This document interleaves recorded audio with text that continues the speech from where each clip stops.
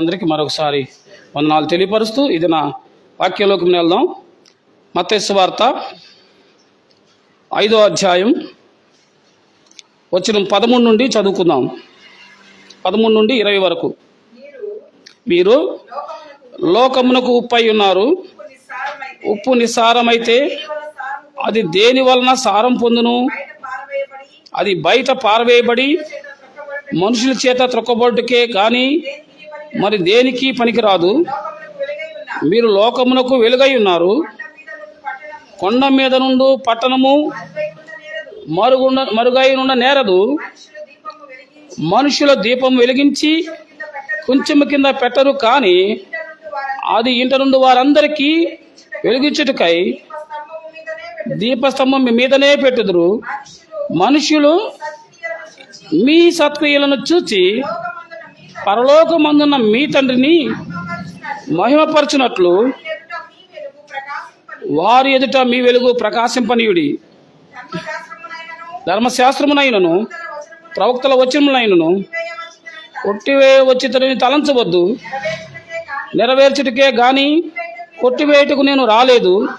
ఆకాశమును భూమియు గతించిపోవునేమో గాని ధర్మశాస్త్రమంతయు నెరవేరు వరకు దాని నుండి ఒక్క పుల్లైనను ఒక్క సున్నైనను తప్పిపోదని నిశ్చయంగా మీతో చెప్పుచున్నాను. కాబట్టి ఈ ఆజ్ఞలలో మిగుల అల్పమైన ఒక దాని అయినను మీరు మనుషులకు అలాగూ బోధించు వాడేవుడు వాడు పరలోక రాజ్యంలో మిగుల అల్పుడనబడును. అయితే వాటిని గైకొని బోధించు వాడేవుడు వాడు పరలోక రాజ్యంలో గొప్పవాడు అనబడును. శాస్త్రుల నీతి కంటేను పరిసయ్యుల నీతి కంటేను మీ నీతి అధికము కాని ఎడల మీరు పరలోక రాజ్యములో ప్రవేశింప నేరని చెప్పుచున్నాను. చాలండి. ప్రభునందు ప్రియులారా, ఈ వాక్యం చదివే ముందు, ధ్యానించే ముందు చిన్న ప్రార్థన చేసుకుందాం. మమ్మల్ని మిక్కిలిగా ప్రేమించిన మా ప్రియ పరమ తండ్రి, ఈ సమయంలో కొద్ది నిమిషాలు నీ మాటలు ధ్యానించబోతున్నాం. మనుషుల్ని మరుగు చేసి మాతో మీరు మాట్లాడమని మా రక్షకుడైన యేసుక్రీస్తు నామంలో అడిగి వేడుకొనిచున్నాం తండ్రి, ఆమేన్. ప్రభునందు ప్రియులారా, ఈరోజు ఒక 3 విషయాలు మీ ముందు ఉంచడానికి ఇష్టపడతా ఉన్నాను. వాస్తవంగా సిద్ధపడింది 2 విషయాలు. ఇప్పుడు వాక్యం చదువుతున్నప్పుడు దేవుడు 3వ సంగతిని కూడా జ్ఞాపకం చేశాడు. ఈ మత్తయి సువార్త 5వ అధ్యాయం 13 నుండి 20 వచనాల్లో ప్రధానంగా 2 గుర్తులు మనకు కనపడతా ఉన్నాయి. ఏమేమి కనపడుతున్నాయి మీకు విన్నారు కదా, చదివారు కదా. మొదటిది ఉప్పు, 2 వెలుగు, 3 ఎక్కడున్నారట? కొండ మీద నుండి పట్టణం. కొండ మీద నుండి పట్టణం. ఈ 3 విషయాలు మీరు జాగ్రత్తగా మనసులో ఉంచుకొని ఈ వాక్యాన్ని మీరు విన్నట్లయితే ఈ వాక్యం మీకు చక్కగా అర్థమైద్ది. ఆ కిటికీలు తిన్నాము. నా మాటలు మీకు అర్థమవుతున్నాయా? ఇప్పుడు ఏమంటా ఉన్నాడంటే ఉప్పును గురించి మొదలు చూద్దాం. మీరు లోకమునకు ఉప్పై ఉన్నారు. ఉప్పు నిస్సారమైతే అది దేని వలన సారం పొందును? అది బయట పారవేయబడి మనుషుల చేత తొక్కబడును. ఉప్పు గురించి మీకు ప్రత్యేకంగా నేను చెప్పాల్సిన అవసరం లేదు. ఎందుకంటే ప్రతిరోజు మీరు దానిని ఖచ్చితంగా ఏం చేస్తారు? ఖచ్చితంగా వాడతారు కదా. ఏమ్మా, ఉప్పు వాడినోళ్ళు ఎవరైనా ఉన్నారా? ఉప్పు తిన్నోళ్ళు ఎవరైనా ఉన్నారా? ఎవరు లేదు. ఏ మానవుడు కూడా ఉప్పు తిన్నోళ్ళు లేరు, ఉప్పు వాడినోళ్ళు లేరు కదా. ఎందుకంటే ఉప్పుకు ఒక పేరుంది, అన్నేసి చూడు నన్నేసి చూడు. అంటే ఉప్పు ప్రత్యేకత ఉంది. ఉప్పుకి నువ్వు మసాలా అయ్యి చికెన్ బిర్యానీ చేయి, దమ్ బిర్యానీ చేయి, అమ్మ నువ్వు సన్ఫ్లవర్ ఆయిల్ నూనె పోయి నువ్వు ఏం వేసినా కానీ చివరికి నువ్వు కారం వేసుకో, ఎంత టేస్ట్ నువ్వు చేయాలని ప్రయత్నం చేసినా వీటిలో ఉన్న రుచులన్నీ నీకు కనబడాలంటే ఏముండాలా? ఉప్పు ఉండాలా? ఉప్పు ఉండాలి కదమ్మా. ఉప్పు గురించి మనం ఎంత జాగ్రత్తగా వింటూ ఉన్నాం. మీరు ఉప్పును ఎప్పుడైనా ఉప్పు పండించే విధానం చూసారా? ఉప్పు పండించే విధానం చూసారా? మన దగ్గరలోనే ఊరు ఉప్పుగుండూరు పేరుంది కదా. అది మనకు చాలా దేవుడు మనకి ఈ చీరాల పట్టణానికి ఇచ్చిన ఆధిక్యత ఏంటంటే లేఖనాలకు సంబంధించిన ఆధారాలు దగ్గరగా చూడడానికి అనేకమైన సంగతులు మనకు దగ్గర ఉన్నాయి. మనం చూసిన వాళ్ళమే. మనం బాగా ఎరిగిన వాళ్ళమే కదా. ఆయన సముద్ర తీరాన్ని వెళ్ళి, ఆయన సముద్రం మీద నడిచి, ఆయన దోణిలో ఎక్కి, ఏమండి ఆ గల్లయ్య ప్రాంతంలో వెళ్తూ ఉన్నాడు కదా. ఆ వలలు విడిచారు, పడవలు విరిచారు, ఇవన్నీ మీరు చూడలేదా? ఎందుకంటే మన సముద్ర తీరంలో ఉన్నాం కాబట్టి మనకు సముద్రం గురించి బాగా తెలుసు, పడవల గురించి తెలుసు, వలల గురించి తెలుసు కదా, సముద్రం యొక్క ఆటుపోట్లు తెలుసు కదా. అలాగే సముద్రం దగ్గర ఉన్నాం కాబట్టి ఉప్పు గురించి తెలుసు, ఉప్పు పండించడం కూడా తెలుసు. ఉప్పుని ఎలా పండిస్తారు? సముద్రం నీళ్ళని తీసుకొచ్చి అక్కడ వాళ్ళు ఏం చేస్తారు, ఒక మడుల్లా కట్టి దాంట్లో నీళ్లు నింపిన తర్వాత అది ఆవిరైపోయి చివరికి ఏమైందంటే అది గట్టి ఉప్పుగా తయారైపోయింది. అది డ్రై అయిపోయిన తర్వాత వాటరు ఉప్పు మిగిలిపోయింది. ఆ ఉప్పు అంతా జాగ్రత్తగా తీసుకొచ్చి ఇస్తారు. దాన్ని ఉప్పు పండియడం అంటారు, పంటలో అదొక భాగం. కాబట్టి ఉప్పుకి దేవుడు ఒక ప్రాధాన్యత ఇచ్చాడు. మరి ముఖ్యంగా మన భారతదేశంలో ఉప్పు గురించి చాలా గొప్ప ఉద్యమం జరిగింది. ఉప్పు సత్యాగ్రహం చూసాం. ఉప్పు గురించి, ఉప్పు మీద పన్నేస్తే బ్రిటిష్ వాళ్ళు ఉప్పు మీద పన్ను కట్టడం ఏందయ్యా, ఉప్పు తినకుండా ఎవరు ఉండారు, ఉప్పు లేకుండా కొట్టడం కష్టం కదా, కాబట్టి ఉప్పు మీద పన్ను ఏందని చెప్పేసి భారతదేశం మొత్తం ఉప్పు మీద గొప్ప ఉద్యమం జరిగింది. ఎందుకంటే ఉప్పు అనేది చాలా ప్రాముఖ్యమైంది. కాబట్టి లేఖనాలు కూడా బైబిల్ గ్రంథం ఉప్పుని తీసి దేవుడు ఒక పాఠం మనకు నేర్పిస్తున్నాడు. ఏంటంటే మీరు లోకానికి ఎలా ఉండాలట, మీరు లోకానికి ఉప్పులాగా ఉండాలి అని అంటున్నారు. ఉప్పు గనక నిస్సారమైతే అది దేని వలన సారం పొందును, అది బయట పారవేయబడును. అమ్మ ఇన్ని మాటలు విన్నారు. ఇప్పుడు ఉప్పు లేకుండా మనం ఉండగలమా? కాబట్టి లోకంలో మీరు ఎలా ఉండాలట, లోకంలో మీరు ఉప్పు అయి ఉన్నారు అంటున్నాడు దేవుడు, స్పష్టంగా రాయించాడు. అంటే నీ వలన అనేకులకు ప్రయోజనకరంగా ఉండాలా. నీ జీవితం ఏదో బతికేసాంలో ఎలాగోలా బతికేసాంలే, ఇన్ని సంవత్సరాలు గడిచిపోయినాయిలే, చేయాల్సిందంతా చేసేసాంలే, ఇంకెందుకులే ఈ జీవితం ఏముందిలే అని అనుకోవడానికి వీల్లేదు.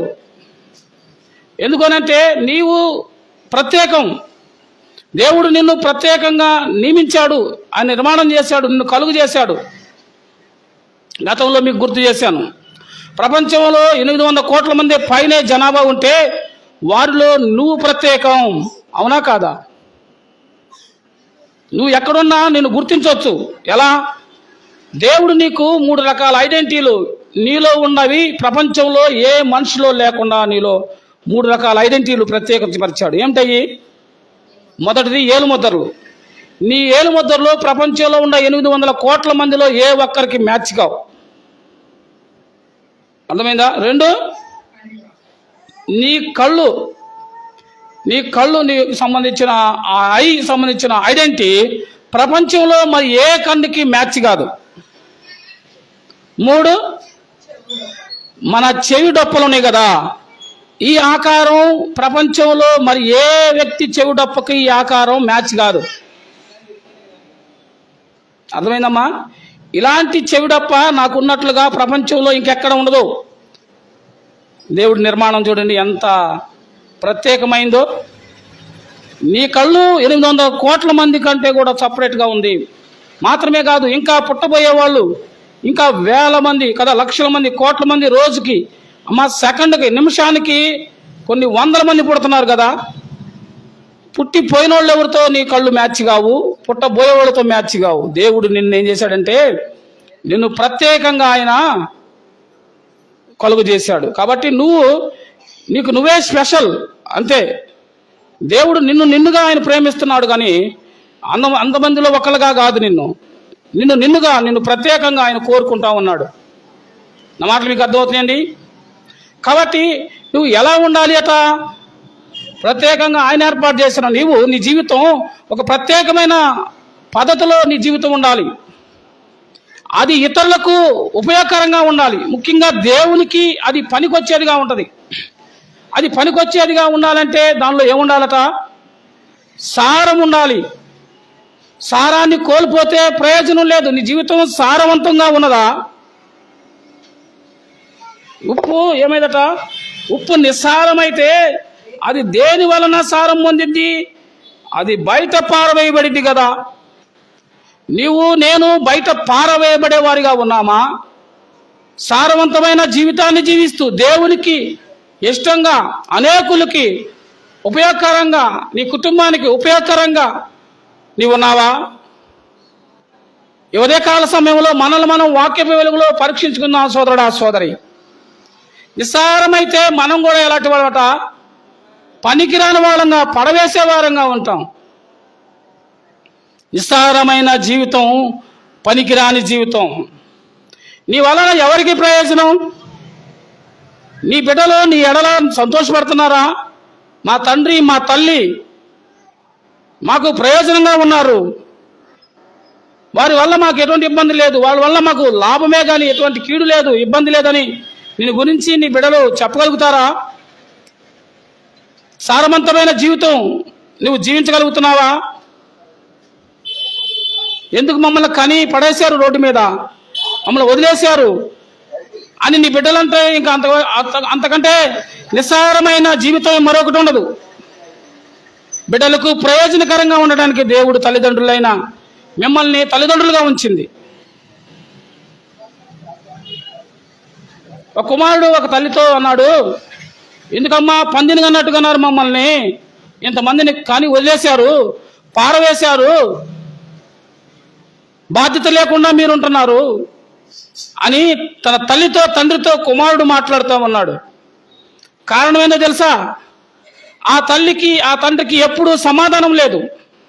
ఆ తండ్రి ఇష్టానుసారమైన జీవితం, ఆ తల్లి రోదనకరమైన జీవితం, ఆ కుటుంబంలో సమాధానం లేకుండా ఎప్పుడు తల్లి తండ్రి కొట్టుకోవటం, తిట్టుకోవటం, సనుక్కోవటం, పిల్లలు చూసి చూసి చూసి భరించలేక తల్లిదండ్రుల యొక్క జీవితం వాళ్ళకి ఎట్లా అనిపించిందంటే, ఇలాంటి తల్లిదండ్రుల కడుపు మనం ఎందుకు పుట్టామరా బాబు అనిపించే తాగా ఉన్న తల్లిదండ్రులు లేరంటారా?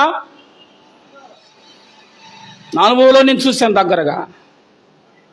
సోదరుడా సోదరి, దేవుడు నీకు ఒక బాధ్యతను ఇచ్చాడు, నీకు ఒక స్థానాన్ని ఇచ్చాడు. నువ్వు తండ్రివా, నువ్వు తల్లివా, నువ్వు భార్యవా, నువ్వు కోడలువా, నువ్వు అత్తవా, నువ్వు అక్కవా, చెల్లివా, నువ్వు అన్నవా, తమ్ముడువా, ఏ స్థానంలో నీవు ఉన్నట్లయితే ఆ స్థానము నువ్వు తగినట్లుగా ఉన్నావా లేదా? లేక నిన్ను బట్టి నీ బంధువులు, నీకు సంబంధించిన వారు, నీ రక్త సంబంధికులు నిన్ను బట్టి వాళ్ళు ఏమనుకుంటా ఉన్నారు? నువ్వు సారవంతమైన జీవితంగా ఉందా, నిస్సారమైన జీవితంగా ఉన్నావా? ఒక్కసారి మనల్ని మనం వాక్య వెలుగులో పరీక్షించుకున్నాం. మన ప్రియ ప్రభువు మనల్ని సారవంతమైన జీవితం జీవించడానికే మనల్ని నిర్మించాడు. ఈ జీవితంలో కొన్ని స్థానాలు మనకిచ్చాడు. తండ్రి స్థానాన్ని, తల్లి స్థానాన్ని, బిడ్డల స్థానాన్ని కదమ్మా. మనం పుట్టుకతో కుమారుడుగా లేకపోతే కుమార్తెగా మనం స్థానం, ప్రారంభమైన స్థానం ఇది చివరికి ఏ స్థానంగా వెళ్ళిందంటే అనేక బిడ్డలకు అమ్మమ్మగాను, నానమ్మగాను, తాతయ్యగాను ఈ జీవితం ముగించబడుద్ది. ఈ మధ్యలో ఎన్నో బంధాలు ఏర్పడతాయి కదమ్మా. పుట్టంగలే మొదట తల్లికి కుమారుడు, తండ్రి కుమారుడు, ఆ తర్వాత వాడికంటే ముందు ఎవరైనా ఉంటే అన్న, అక్క, వాడి తర్వాత పుడితే తమ్ముడు, చెల్లి కదా. ఇలాంటి బంధాలతో మానవుడిని దేవుడి లోకంలో కలుగు చేశాడు. ఈ బంధాల మధ్య మనం ఆ బంధాలలో మన న్యాయమైన జీవితాన్ని జీవిస్తూ ఉన్నామా? మొట్టమొదట మన కుటుంబ వ్యవస్థని మనం పరీక్షించుకుందాం. కుటుంబ వ్యవస్థ ఫెయిల్ అయితే ఇక జీవితంలో అర్థం ఉండదు, ఆ కుటుంబంలో సమాధానం ఉండదు. దేవుడు నీకు ఇచ్చిన స్థానాన్ని నువ్వు ఏం చేయాలంటే నమ్మకంగా చేయాలి. భర్త భార్య ఎడల నమ్మకంగా ఉండాలి. ఇతరులు వచ్చి నీ భర్త గురించి చెప్తే నువ్వు నా భర్త జీవితం నాకు తెలుసు, నా భర్త గురించి నాకు తెలుసు, నువ్వు చెప్పాల్సిన అవసరం లేదు అని చెప్పగలిగే స్థితి నీకు ఉండాలా. భర్త అయితే భార్య గురించి ఎలాంటి సాక్ష్యం చెప్పగలిగి ఉండాలా. బిడ్డల గురించి తల్లిదండ్రులు చెప్పగలిగి ఉండాలా, తల్లిదండ్రుల గురించి బిడ్డలు చెప్పగలిగి ఉండాలా. ఇది నిజమైన క్రైస్తవ జీవితం, ఇది సారవంతమైన జీవితం. ఎక్కడ చూసినా అనుమానాలే, ఎక్కడ చూసినా నమ్మకం లేకపోవటాలే. కారణం ఏంటో తెలుసా? ఎప్పుడైతే మనల్ని నమ్ముతారో వాళ్ళని మోసం చేస్తామో మన జీవితం నిస్సారమైపోయినట్టు. సోదరుడా సోదరి, ఈ మధ్యాహ్న సమయంలో దేవుడు మనతో ఉప్పు ద్వారా ఒక ప్రత్యేకమైన సందేశాన్ని ఇస్తున్నాడు. నువ్వు సారవంతమైన జీవితాన్ని నువ్వు జీవించాలని దేవుడు కోరుకుంటున్నాడు. నిస్సారమైతే అది ప్రయోజనం లేదు, పారవేస్తారు కదమ్మా. ఉప్పు స్థితి ఎలా ఉండదంటే, వాస్తవంగా ఉప్పు ఎవరు కూడా తీసుకొచ్చి షోకేస్లో పెట్టుకోరు. ఉప్పుని ఎక్కడేస్తారు? ఉప్పుని వంటగదిలో ఒక సట్టులో వేస్తాం కదా, ఒక పాతబడిన చట్టు, అది కూడా కొత్త చట్టు కాదు, ఒక పాత సట్టులో ఉప్పును పడేసి ఒక మూలం పెడతాం. దాన్ని ఎవరు కూడా కేర్ తీసుకోరు, దాన్ని ఎవరు పట్టించుకోరు కదా, దాన్ని జాగ్రత్త చూడరు. అది కింద పడినా పట్టించుకోరు, అది పోయినా పట్టించుకోరు, ఎందుకంటే అది చాలా చీప్గా వస్తుంది కదా. ఉప్పు మీద మనం ఏమాత్రం కూడా కేర్ తీసుకోం. ఉప్పుని దానికి ప్రత్యేక విలువ ఉండదు కదా. విలువ లేని స్థలంలో ఉప్పును పెడతాం, విలువ లేని పాత్రలో ఉప్పును పెడతాం, విలువ లేకుండా ఉప్పును వాడతాం. కానీ అదే ఉప్పు లేకపోతే నువ్వు ఏది కూడా తినలేవు కదమ్మా. ఉప్పుకైతే విలువ లేదు, దాని స్థానం విలువ లేని స్థానం, అది ఉన్న ప్రదేశం అని దాన్ని భద్రపరిచిన పాత్ర విలువ లేదు, దాన్ని భద్రపరిచిన ప్రదేశం కూడా విలువ లేదు. ఎక్కడో మూలలో, వంటగదిలో కూడా ఒక మూలలో పెడతారు, ఎక్కడో స్టవ్ పక్కనో కదా, చీకటి ఉన్న ప్లేస్లో పక్కన పడేస్తారు దాన్ని. మిగతా పాత్రలు అయితే తీసుకొచ్చి చక్కగా షోకేసులో అమర్చి చక్కగా నీట్గా దాన్ని సర్దుకుంటారు, కానీ ఉప్పును అలా సర్దుకోరు. విలువ లేకుండా ఉప్పును మనం చూస్తాం, కానీ ఆ ఉప్పు లేకపోతే ఆ వంట విలువ లేదు, ఆ వంట రుచి లేదు కదండి. నీవు నేను లోకంలో మనం ఎవరికి అక్కర్లేదు, ఈ లోకంలో మనకి సరైన స్థానం లేదు. ఉప్పులాగే మనం కూడా ఎవరికి పనికిరాకపోయి ఉండొచ్చు, ఉప్పులాగే మనకి విలువ లేకుండా పోయి ఉండొచ్చు, ఉప్పులాగే మనల్ని ఎవరు గౌరవించకపోయి ఉండొచ్చు, ఉప్పులాగే మనల్ని కూడా ఒక మూల పడేసి ఉండొచ్చు. కానీ ఒక ఆయన ఉన్నాడే, ఆయన నిన్ను ప్రత్యేకపరుచుకున్నాడు, ఆయన తగు కాలంలో నీ గొప్పతనాన్ని నిరూపిస్తాడు.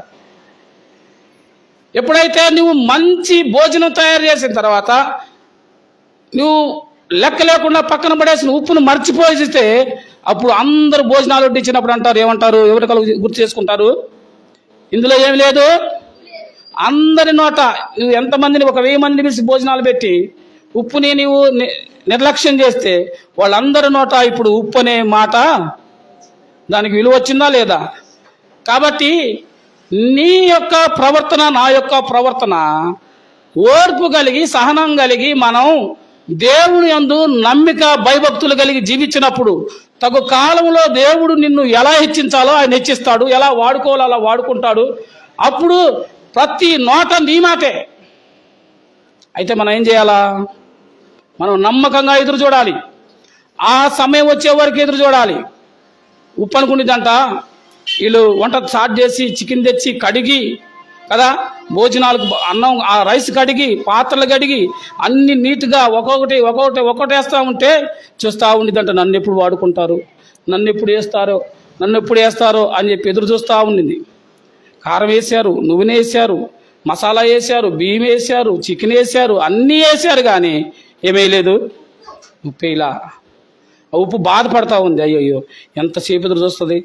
నువ్వు పాత్రలు తీసి కడగటం మొదలుపెట్టిన కాడ నుంచి ఆహా నాకు పని స్టార్ట్ అయిందిలే, నన్ను వాడుకుంటుందిలే, నా యజమానురాలు అనుకుంటుంది, కానీ నువ్వు వాడుకోవటంలా.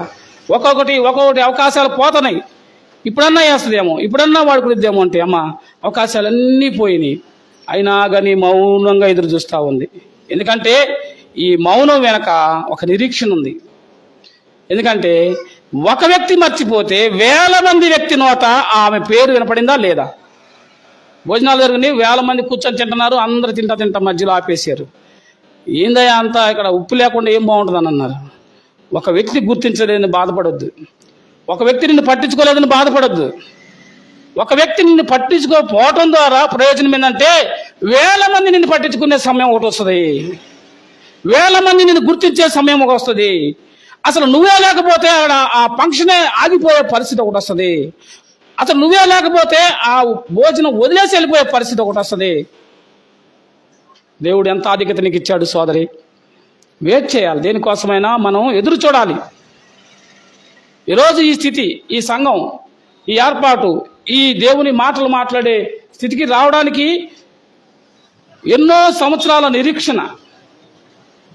స్థలము లేదు, మందిరం లేదు. 2012 ఏప్రిల్ 1వ తారీఖున జాబ్కి రిజైన్ చేశాను సేవ కోసం. అప్పుడు నేను సూర్యాపేటలో జాబ్ చేస్తూ ఉన్నాను, రీజనల్ మేనేజర్గా చేస్తూ ఉన్నాను. నా కింద ఒక 6 బ్రాంచ్లు ఉంటాయి, బ్రాంచ్ మేనేజర్లు పనిచేస్తారు. వాళ్ళ కింద 36 మంది క్రెడిట్ ఆఫీసర్లో పనిచేస్తారు. మంచి హోదా, మంచి శాలరీ. ఇలాంటి సందర్భంలో దేవుడు పిలిచాడు. వెంటనే 2012లో ఏప్రిల్ 1వ తారీఖున జాబ్ రిజైన్ చేసేసాను.